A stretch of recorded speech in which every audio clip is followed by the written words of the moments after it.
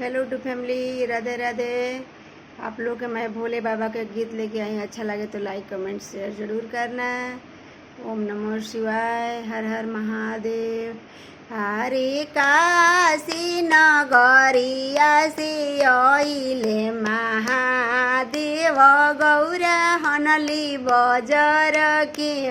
हरे हरे काशी नगरिया से आइले महादेव, गौरा हनली बजर के मारे। हरे खोल खोल गौरा हो जर के मणिया, दुआर महादेव खाड़े। हरे खोल गौरा हो बजर के मणिया, दुआर महादेव खाड़े। हरे हाथे खोलली गौरा, दूजे हाथे खोलली, दूजे हाथे नयना झरा झरी।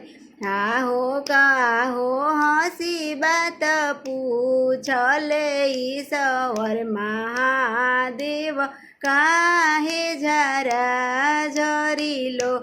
यारे किया तोहरो ए गौरा माई दूर, किया मयरिया बसे दूर। यारे किया तोहरो गौरा हो आई दूर, किया मयरिया बसे दूर। यारे नाही महादेव आई दूर, नाही मयरिया बसे दूर। यारे नाही महादेव माई दूर, नाही मयरिया बसे दूर।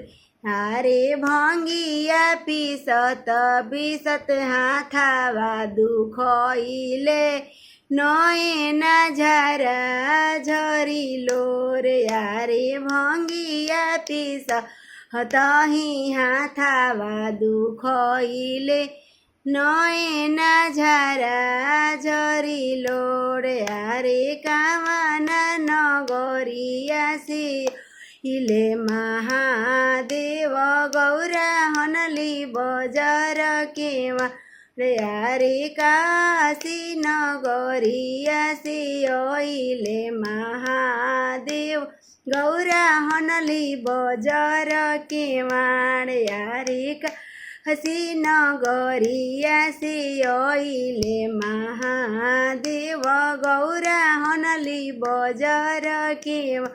यारे खोल खोल गौरा हो बजर के मणिया, दुआर महादेव खाड़े। यारे खोल खोल गौरा बजर के मणिया, दुआर महादेव खाड़। हर हर महादेव।